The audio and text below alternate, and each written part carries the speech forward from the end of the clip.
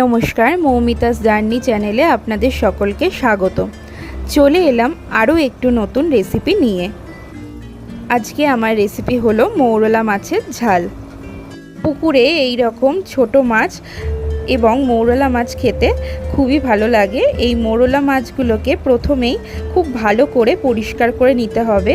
তার কারণ হলো এই মৌরলা মাছের মাথার মধ্যে বালি মাটি এই সমস্ত থাকে, তাই মাথার দিকগুলো ভালো করে পরিষ্কার করে নিতে হবে।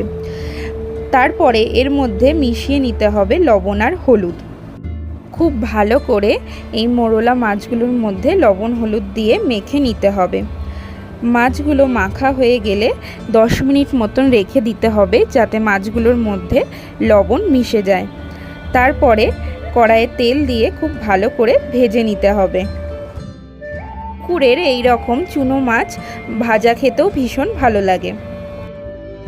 মৌরলা মাছের ঝাল বানানোর জন্য এখানে নিয়েছি 2 চামচ সাদা এবং কালো সর্ষে, মানে 1 চামচ সাদা সর্ষে এবং 1 চামচ কালো সর্ষে।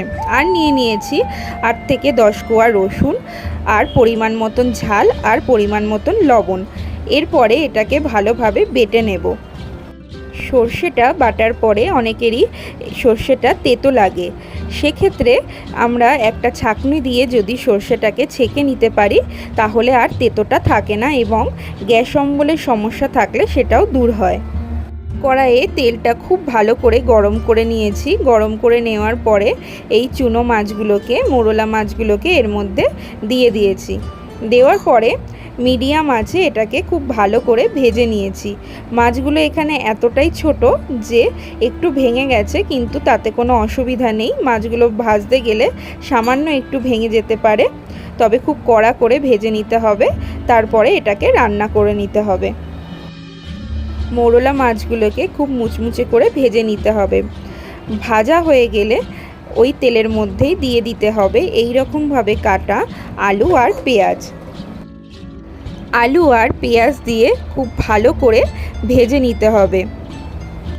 আলু আর পেঁয়াজ ভাজার সময় দিয়ে দিতে হবে এর মধ্যে সামান্য হলুদ আর খুব অল্প পরিমাণ লবণ, কারণ যখন আমরা সর্ষে বেটেছিলাম তখন আমরা কিছুটা লবণ দিয়েছিলাম, তাই লবণের পরিমাণটা একটু বুঝে নিয়ে দিতে হবে। এরপরে আলু আর পেঁয়াজটাকে খুব ভালো করে ভেজে নিতে হবে। আলু আর পেঁয়াজটা ভাজা হয়ে গেলে এর মধ্যে মিশিয়ে দিতে হবে আগে থেকে কুচিয়ে রাখা টমেটো কুচি দিয়ে আবারও ভালো করে মিশিয়ে নিতে হবে আলু আর পেঁয়াজের সঙ্গে। তারপরে এর মধ্যে দিয়ে দিতে হবে প্রথমে একটু জল। কড়াইয়ে তেলের মধ্যে প্রথমেই সর্ষেটা দিয়ে দিলে আমার মনে হয় একটু তেতো লাগতে পারে, সেই জন্য আমি যে কোনো রান্নার ক্ষেত্রেই প্রথমে একটু জল দিয়ে নিই, তারপরে এরকমভাবে সর্ষে বাটাটাকে মেশাই। সেক্ষেত্রে দেখি আমার সর্ষে বাটার কোনো তরকারি তেতো হয় না। খুব ভালো করে নাড়াচাড়া করে এই ঝোলটাকে ফুটিয়ে নিতে হবে। ঝোলটা যখন ফুটে উঠবে তখন এর মধ্যে মাছগুলোকে দিয়ে দিতে হবে, আর দিয়ে দিতে হবে এর মধ্যে কয়েকটা কাঁচা লঙ্কা। তারপরে দিয়ে দিতে হবে মাছগুলোকে।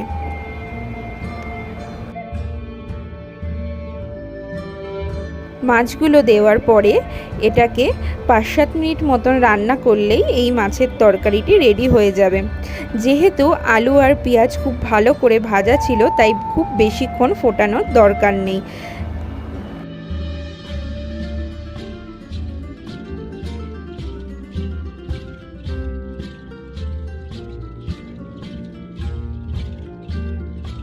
ঝোলটা শুকিয়ে গেলেই রেডি হয়ে যাবে আমাদের এই রকম মৌরলা মাছের ঝাল।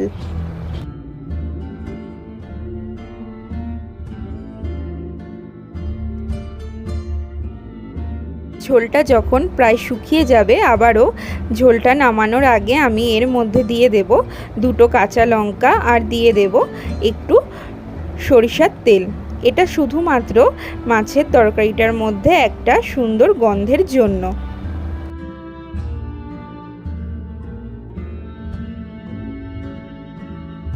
ব্যাস এইভাবেই রেডি হয়ে যাবে মৌরলা মাছের ঝাল।